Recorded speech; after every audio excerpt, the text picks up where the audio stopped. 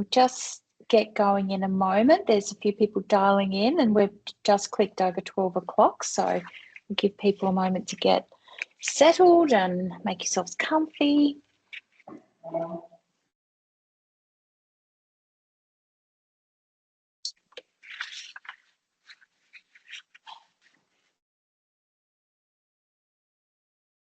Hi, Christina, and welcome. We're just taking a moment to let everyone dial in and then we will get going in a moment. We know there's a fantastic cast of people joining us, a good group, so we'll just let people come along. And just while people are dialing in, we are recording the event so that you're aware of that. And then we'll be able to share that back to people who couldn't make it, and also yourself, so that you can take any tips away. So you don't need to scribble furiously. We will share this back with you at the end. We'll also be sharing a copy of the white paper with everyone if you haven't already had a chance to download it. Sorry, Deb, I think I just cut you off. Were you going to say something? No. Oh, you know me. I have these brain moments. I was just checking on your thoughts about the chat, and also to say what an amazing white paper it is. There is everything you need to know in lay language in that white paper, and beautifully presented. So well done, Kat. Oh, thank you. Yes. We'll have a chat about that at the moment. And I was really impressed, but one of our wonderful staff members actually did all the design. So we did that in-house ourselves, and I thought it was pretty rock star. Yeah. Pretty rock star. We love a good Canva. Absolutely. I've been learning to use Canva PowerPoint recently, and it's a bit of a generational thing. I'm converted. We'll be talking about technology soon, so that's a bit of a good leader into that. So I'm just conscious of people's time. We might get slowly moving because there's a few preliminary topics we'll cover off, and people can continue to join us as we go. So welcome everyone. Thank you for joining us on this sunny Wednesday. It is great that you've been able to make the time, but it is a topic that I suspect is incredibly important to you, and is also a challenging one. So I think whenever we get the chance to collaborate on this particular topic and brainstorm, it's incredibly valuable. I'm very pleased to be here with you today, along with Sam Garven and Deb Travers-Wolf, who are two of Australia's leading thinkers on this topic. And when they agreed to come along, I was absolutely delighted. You are going to really benefit from hearing from their wisdom today. Our team in North Sydney here, we are coming to you from Camaragal land, and all of us are coming from different places and spaces, and I pay my respect to the various traditional owners of those lands and recognise them as the ongoing custodians of the lands and waterways where we work and live. As we just said, we did release a white paper yesterday. In 2021, we released one which was our first paper about toxic workplace cultures and the importance of building respectful cultures. And we felt that it was a really important time to look at that and do a second edition. So much has changed in that time for the positive, in the sense that we have got new laws and I think new approaches and a really enhanced mindset and attitude and focus on these topics. So since then, of course, we've had the Respect at Work hearings, the organisation and the legislation. We've got the positive duty to do everything reasonably possible to stamp out sexual harassment. Plus, we've got a very dialed up focus in work health and safety legislation in every state and federally to do what is possible to identify and eliminate psychosocial hazards. So this topic is as prevalent as ever. So we will be sending this white paper out. It looks fabulous. It has our ecosystem on the front cover, and you can get that from our website as well. Sam, who's with me, actually co-authored the paper, and you'll find out more reasons why, no doubt, soon, because Sam has actually led the creation of a really amazing platform in Australia that enables people to report more, I think, safely, responsibly, and for businesses to respond, which you'll be sharing with us more about. Deb, the D&I guru, as I think of her. If you don't know Deb, you should. She's been working in D&I. D&I, Deb, it's all the same thing, really. You should just change the B to an I and rename yourself. But someone said that to me the other day. Yeah. Belonging. That's right. So years and years in technology leading the way, but now Deb's recent 2025 iteration is as an academic in this. So she's leading Australia's thinking in D&I, both doing a postgrad research piece at Macquarie Uni as well as being an academic at UNSW. It almost makes me want to go back to school to learn more. So I will just be moderating. I want to just hear from these two women and we will unpack this paper. The paper was really written as not only a call to action, but also a blueprint for HR leaders. The sound of Katriina is not great on my computer, says Alyssa. How's everybody else going? Can you hear me okay? You're okay for me. Yep, all right. Excellent. Thanks, everyone. But thank you for speaking up. Today is all about speaking up. Like that is the name of the session, basically. So we wanted to pull together a digestible, plain English blueprint that everybody can take away and begin to implement, because it really is about how do we move from compliance into culture. In the paper, you'll see we've dived into 4 different root causes of that toxicity that we no worries, Andrea, it's all good. You're amongst friends. There's 4 root causes which we're going to unpack with you today. Basically, we dive into the red flags, the behaviours that don't get responded to, that get accepted. What are the things that don't get taken seriously and why do we not see responses? And how does that lead to that environment that allows these behaviours to flourish? We look at particularly reporting, which we all know is required in the legislation, but it really is an absolutely key piece. It's not just a compliance issue reporting, it's a behaviour change piece and the role of technology in this. And there's a hot topic that Deb has been certainly leading me to think about more in the last couple of years, which is trauma-informed responses, trauma-informed HR, and what does that look like? And I really think that that has to be brought into this conversation because it underpins the way in which we behave. So this is all about shifting from compliance. Yes, we know that legislation says we have to do it, but how do we take a human-centric approach? How do we really live and breathe the support aspects of this, not just the response and the reporting? So that's what we're here to talk about today. The chat function will be open.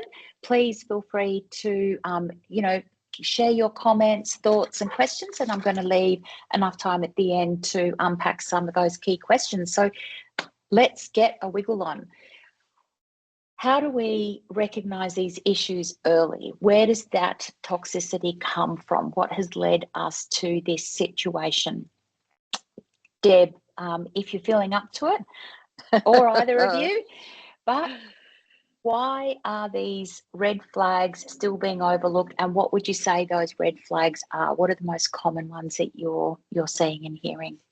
It's a question that really made me think hard. And when I do these things today with my sort of academic hat and my practitioner hat and my business leader hat, because I've been all 3, I do start with the research on this one to some extent. There was some research out of the US a couple of years ago now by Sull and Sull, and they identified 5 attributes of toxic cultures. And at the time, it really made me sit still and think. And I think the one that I really zero in on is just the garden day, everyday variety, disrespect. That sort of subtle, uncertain, perhaps there was a double meaning, perhaps there wasn't.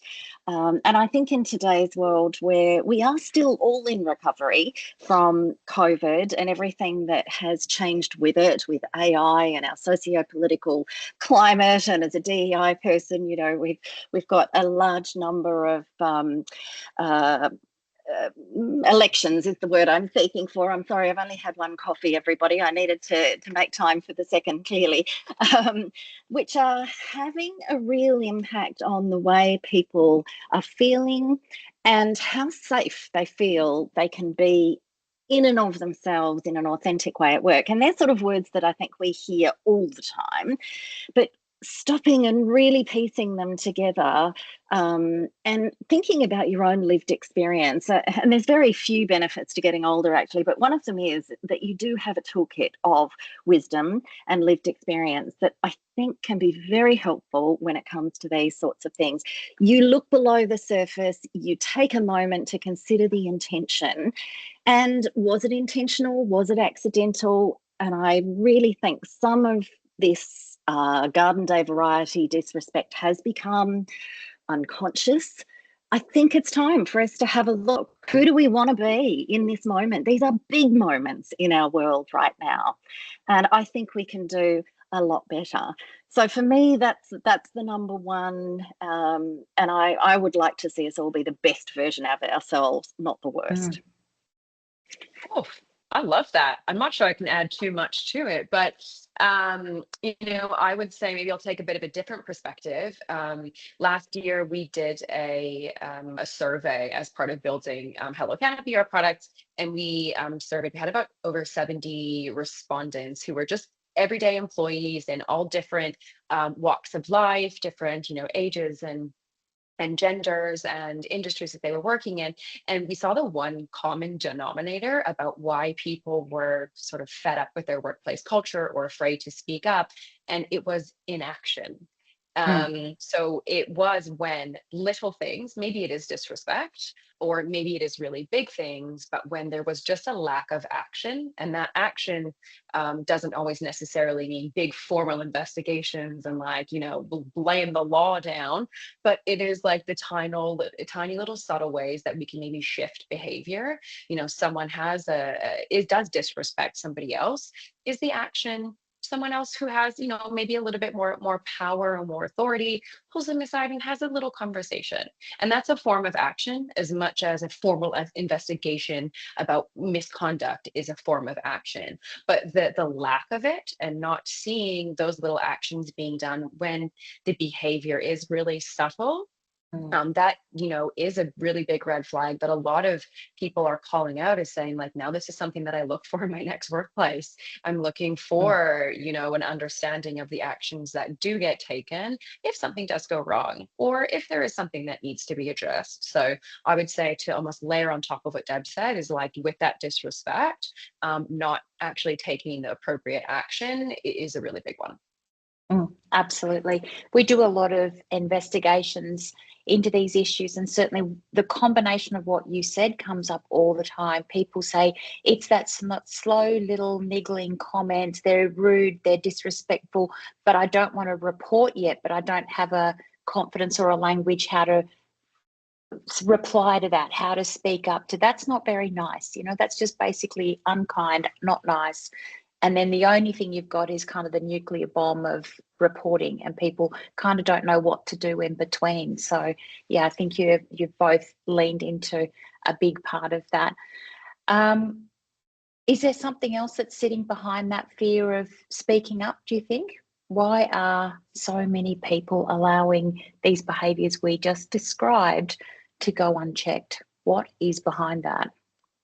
I think the term nuclear bomb is actually really a good one, Kat, because I don't know that I've seen these processes done well by HR.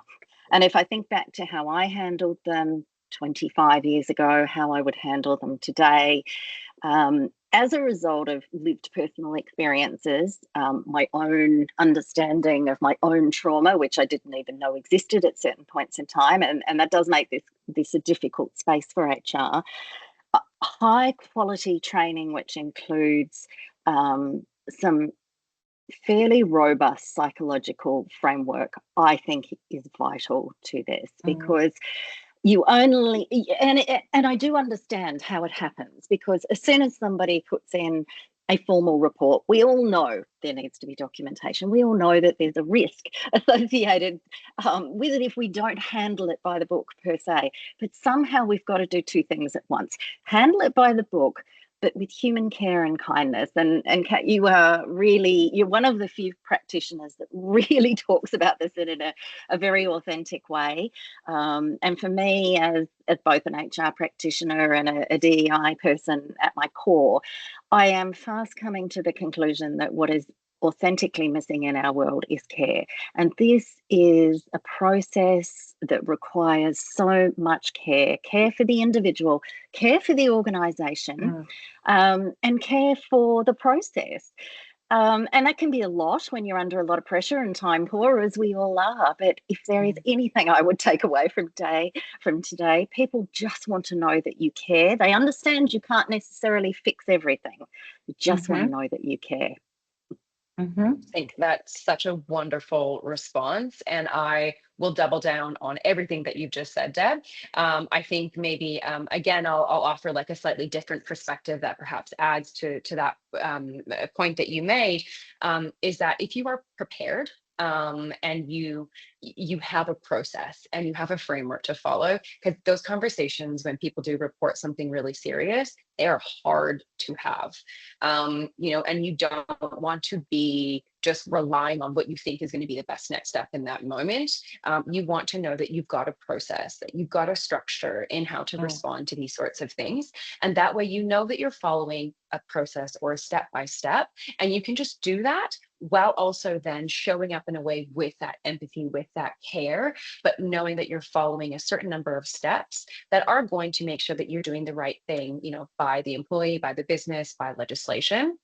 And I think a really important part of that is how we actually get that person to speak up about things is that we make that process really well known. We make sure that it's there for everyone to see. We make sure that people know, what can I speak up about? How do I speak up? Once I do speak up, what's the thing that actually happens? And what are the expected outcomes? I think that really reduces the, really, I suppose, lowers the barrier of like fear of the unknown. If we do say, look, this is how it happens, what happens, and who is going to be responsible for it. That's all the information, that we hope you need to know in order to then, be brave and speak up. And then we treat it with that care and that respect and that humanness that Deb was speaking to.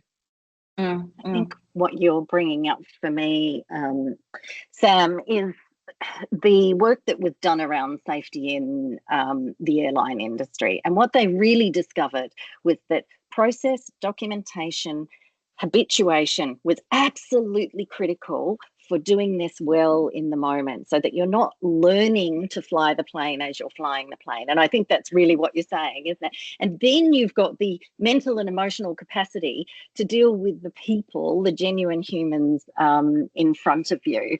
And Kat, I'll hand over to you, but I just wanted to highlight Christina's comment, perhaps high-performing team member in sales. Right back to you, Kat.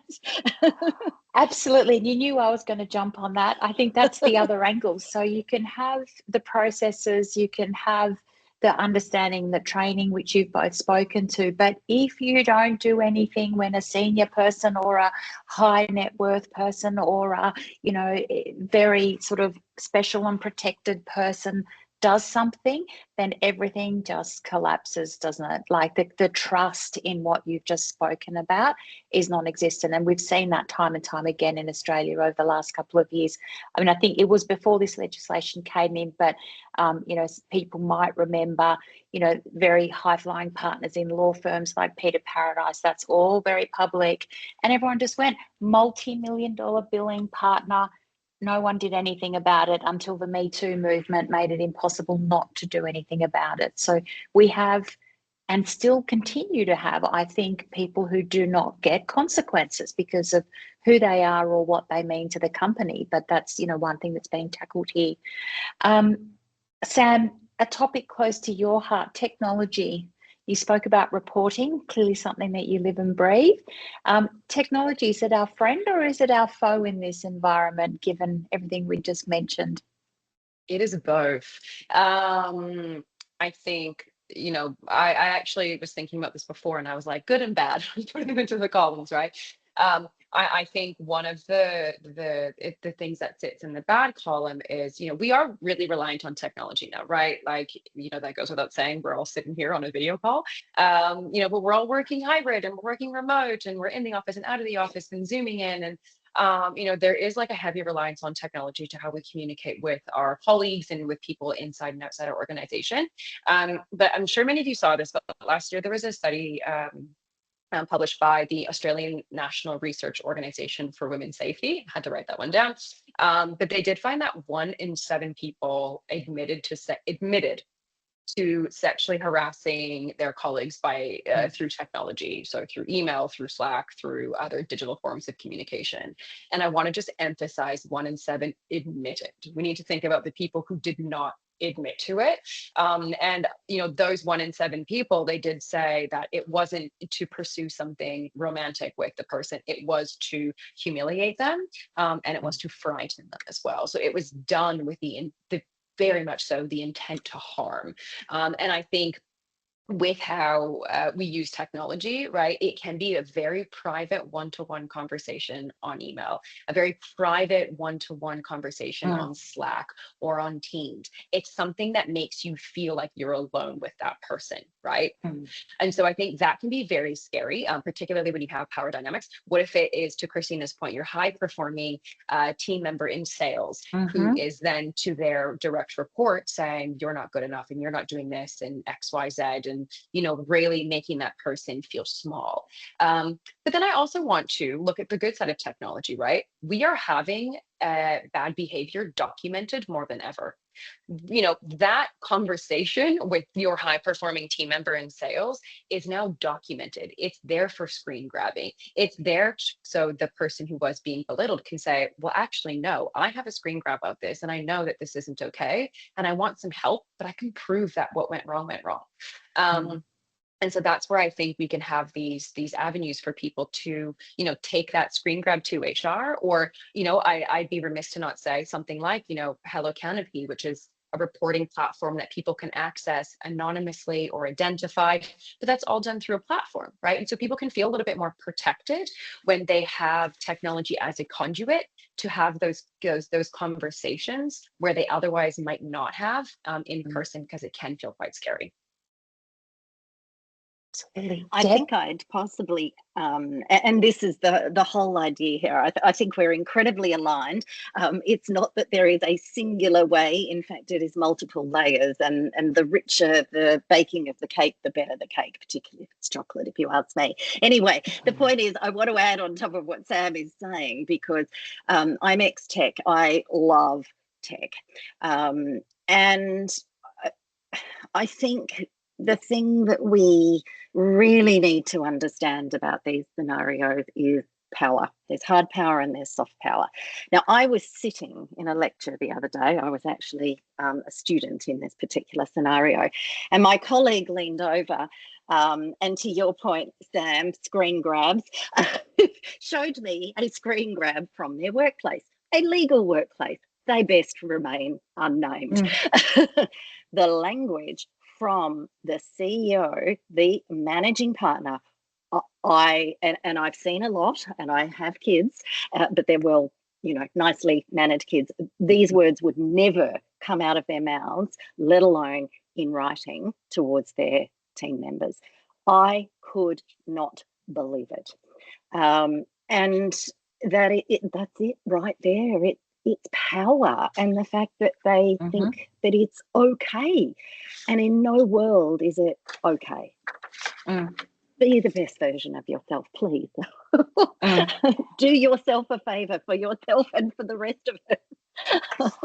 Extraordinary. I was thinking about this, and I've started to say that, social media is the new alcohol. Like, It's available late at night. It's available 24/7. Once people consume it, they say and do stuff that they would not do if they were standing in front of you in the middle of the day, straight laced. It is just, it's loose, it's uncontrolled. Largely, you get unfiltered nonsense coming out of there, and that's what we see in the investigation side of it. I completely agree. It's also an absolute enabler for reporting. But me, oh my, people get that thing in their hand and they just start saying and doing stuff that makes you go, seriously? Are you kidding me? Mm-hmm. Yes, and they're not teenagers. No, at least when they had alcohol, they just, fell asleep and passed out, and that was that. But they just keep on going with the phone. Oh yeah, no, they keep typing. They keep typing, not to mention photos. Let's not even talk about the photos. Rightio. Yes, I'm glad I didn't have the photo associated with this one. Oh, I know. Leaders. Andrea's just popped something into the chat on the legal discussion, actually. It does attract a group of people. But it's not just legal. That was just my most recent example. You do see it everywhere, and you don't just see it, I think, in this one practice. You will see it turn up in the way they manage the finances, the expenses, and in all sorts of other ways as well. It is typically not just limited to this one behaviour, and very often it can be a bit of an Al Capone sort of search actually around some of these things to pin them into a place where you can manage it. Absolutely. Do we see leaders being accountable out there? Like, we've talked a lot about the doom and the gloom, maybe because that's what we see at the front edge of our practices. But what does leadership accountability look like? And are we seeing it? But what happens? What is it? Yeah. Leadership accountability is a really interesting one, right? And it depends what we say when we're talking about leadership accountability, right? Like, I think embedding, that into your executive C-suite, your board of directors, versus your middle managers, it can show up very differently.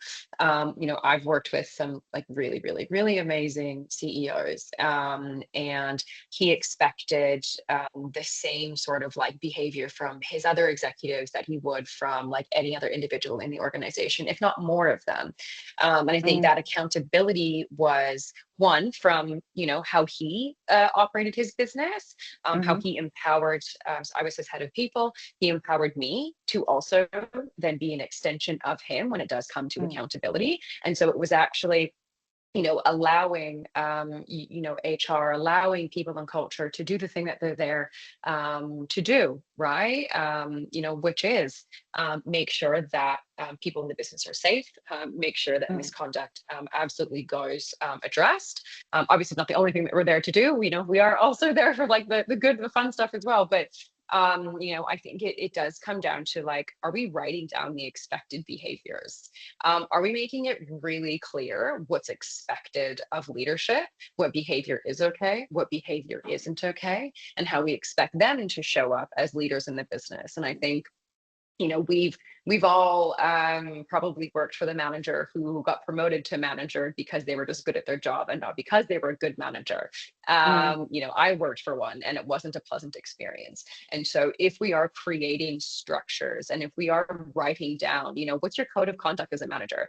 And is this something that you, new manager, think that you can adhere to? Is this something that, you can do for your team? And if it's not, like, that's okay. You can be an individual contributor, but writing them down really solidifies like, this is what we expect, and if you don't do it, like, this is how we can either support you, or these are the consequences of not adhering to it.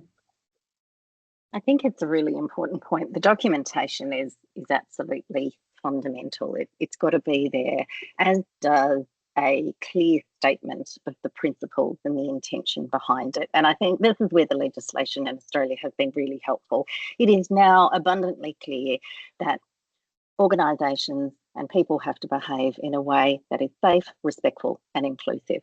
Now, that gives everybody the toolkit they need to have a directional setting conversation about what we need to be without necessarily being explicit and specific about what I do and what I don't do, because we very often find, and I think this is in the training as well, Kat, we're very often, asked the question, well, what do I do?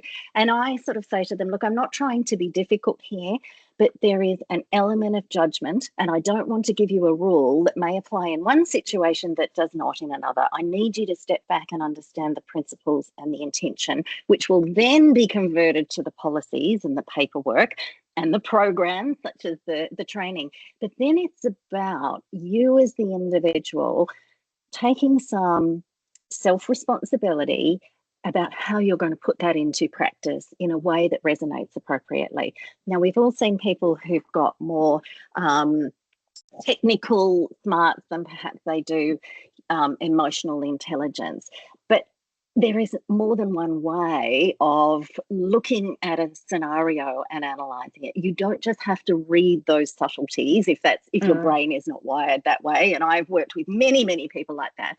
They are actually able to slice and dice the detail in a very different way and have that conversation. So for me, this one is about really holding them accountable for themselves. It's very difficult to do when you don't have the most senior person in your organisation on board. You can't be the most senior person in the organisation from a position of HR. Yes, you've got some soft power and some expertise, but at the end of the day, I think you also need to be a bit savvy about, well, what's realistic here? And then you've got to make potentially decisions for yourself about, where you belong and where you perhaps don't belong. They're not easy things to do. And I think we're talking about extreme ends here. But for me, leadership actually needs to hold itself accountable. It's so easy for the stuff to be in the public domain. I don't know how many corporate scandals we had last year of some magnitude, let alone the ones that we all didn't hear and read about. You are running an unsustainable risk, honestly, if you're not being the best version of yourself. So I think HR needs to be a little bit savvy, not just read the technical definitions, but really call out what's sitting underneath the intentions, the double entendres, the ambiguity. Can you see how this might have been interpreted? Because it's not actually about your intention under the law. It's about how it was received. And I actually had my daughter come home from her workplace the other day, and someone had said to her, again, I won't use the language, and it was meant in a friendly way, but there is no question there was power in it. Would never speak to her male job share person in that way, but she was quite shocked.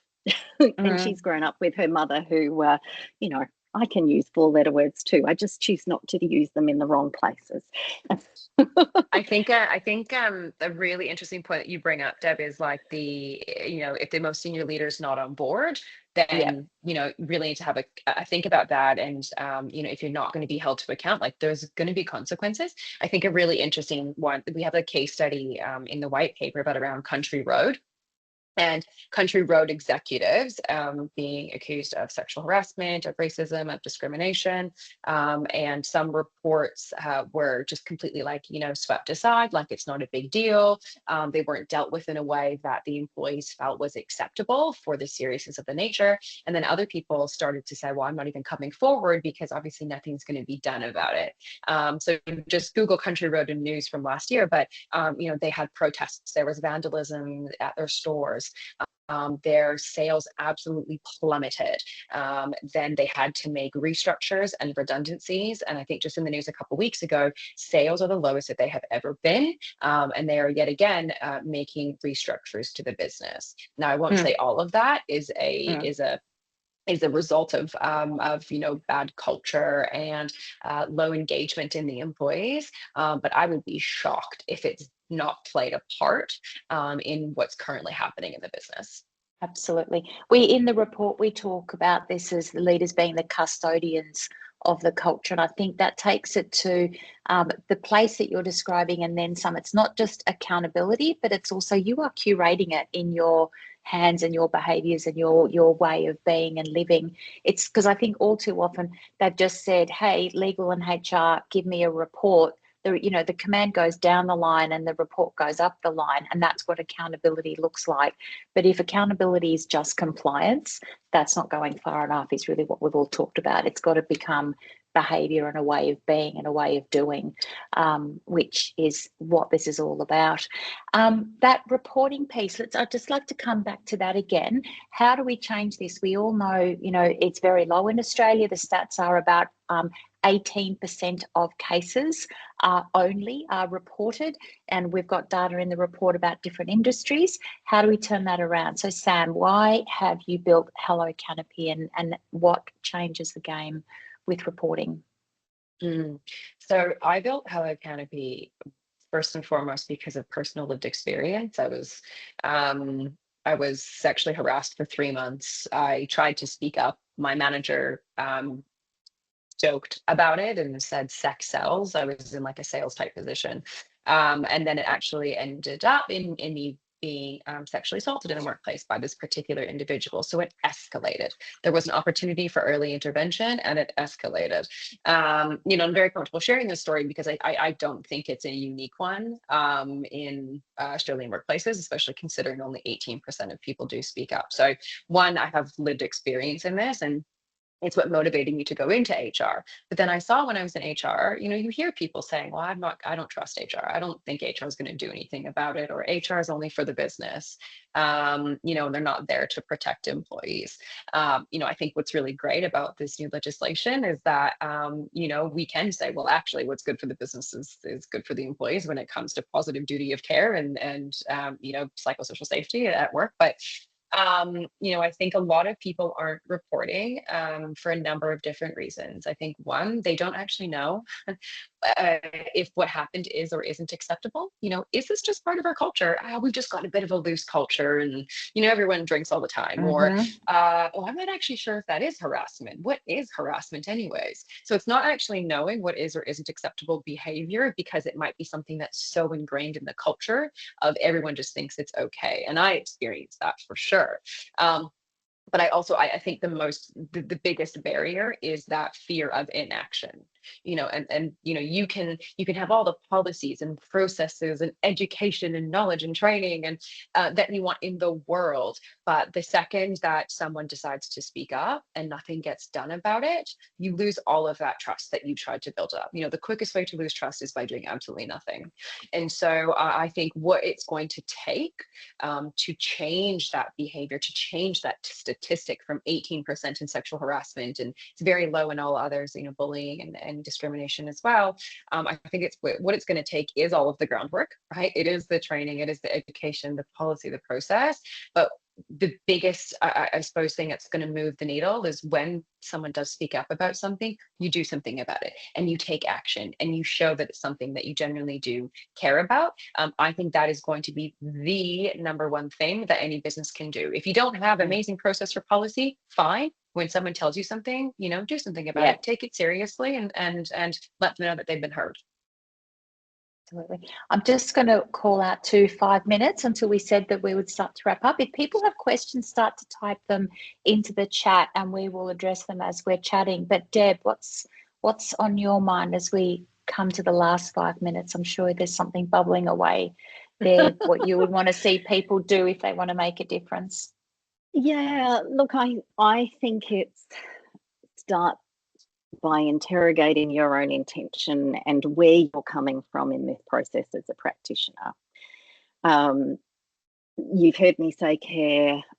I think ticking boxes, you do need to tick the boxes, but then it's about overlaying it with that care, that kindness. And this is for all parties, not coming in with a preconceived notion because it might be a male that's been reported. I have absolutely seen scenarios where men have been the victims of sexual harassment. So it is genuinely having that open mind and behaving as a kind investigator. I would say this, that the younger generation is incredibly savvy about the terms, the technicalities. They have a very different view of what's acceptable workplace behaviour. And whilst this particular scenario didn't occur in a workplace, it actually occurred in a personal environment. I was very surprised, and happily so, that somebody who watched a pretty egregious sexual harassment event actually rang 2 days later, training to be a lawyer, got out the textbook and said, look, I don't know if you understand what happened here. There was alcohol, and, you know, I'm sorry, but you're not welcome back in our home anymore. Now, that was a very brave move. That person might have started in their home. That will translate into the workforce, and it already is translating into the workforce. So I think it's reconfiguring itself, and we need to reconfigure it with it. It's a massive opportunity to do something really well, and honestly, I don't think people will start to report until this is done well, because I know multiple scenarios where it's not being reported because it's not being done well, and that's with HR. We're working with a government agency at the moment, and they had received in their last APS survey data that said that 62% of people who had seen and or experienced something didn't speak up, and so they decided the way to turn that around was to talk to every single person. And I think this has been one of the examples of where I've seen this done well. I mean, obviously it's a massive investment, but all too often you get people go, well, we'll just train the leaders and we'll do a bit of training here and we'll just do little dabs, you know, we'll put a Band-Aid over here and a Band-Aid over here. But this is literally over the next 2 years, we will run a workshop for every single person. And the message is, from now on, it is not okay to speak up, and it is not okay to watch somebody be made to feel uncomfortable. You must speak up for other people. And people are hearing this and going, until these words were said, we didn't believe that that was the way it was going to be around here. And then now they have to actually see it happen. But it takes that level of commitment. So, you know, I think what we're all leaning into is this respect at work. It's not a project. It's not a 2025 thing. It's not, oh, that was so 2024, that positive duty. This is a living and breathing practice that organisations have to instill into their workplace. Alexandra, question: what advice would you offer a HR professional tackling the challenge of engaging C-level executives in the process? That's both of your worlds. What advice? Where does HR begin to get the leaders to step up as the custodians? I mean, Deb would be great at this question, but from my experience in HR, like, know the levers that you're pulling. You know, us in HR, like, we know who all our leaders are. We know their motivators, we know their teams, we know their goals, right? Like, we know that we might have somebody who's more commercially minded. We have somebody who's more risk adverse, right? Probably our head of risk. You know, we've got someone who is maybe like very motivated by creating amazing, engaging cultures in their team. Pull the right levers for the right people, right? If the outcome that we're trying to drive is cultural change, we talk about our why, but then we talk about the benefits of that person in a language that they really understand and a language that really wakes them up. We don't ignore the other benefits of it, but we focus on the things that are going to move them quicker than any of the other levers that we could pull would. Deb? Agree with all of that. I summarise it as meet them where they're at. And who do we want to be in this moment? Who do we want to be known as? What do we want to be known for? What matters in this moment? And help them understand the risks if they are not the very best version of themselves for the very best version of their organisation. In the final pages of the report, we summarise this as the ecosystem, and there's an absolutely beautiful image of a tree there and the ground beneath it. And what it really leans into is what we've talked about today is, you know, understand what's happening for the individuals, the leaves of the organisation, you know, what is going on in the trunk, you know, what is going on with the teams, and what about the soil and the ecosystem, that is supporting all of this, the organisation? You've talked about the leaders, and they're obviously both the individuals and the organisations. But I think if people aren't looking holistically across everything, we're just literally biting off little chunks of a project, and it's not connected and it's not holistic. And I think that's the sort of next phase of where we need to get to in 2025 to bring this to life, is that very, very connected, thoughtful, caring approach to this, and that is when we will see it translate into truly our culture, not just a sort of a compliance report that gets sent up and down the reporting lines. Thank you, Sam and Deb. I hope everybody valued that time with these two wonderful, big, beautiful brains. After this, we will send out a copy of the report to everybody. It's also available for downloading, and we'll also share a copy of today's conversation with you so that you can go back and capture all of the gold nuggets. And please feel free to reach out to all three of the speakers here today if there's anything you want to know more about. Thank you, Deb. Thank you, Sam.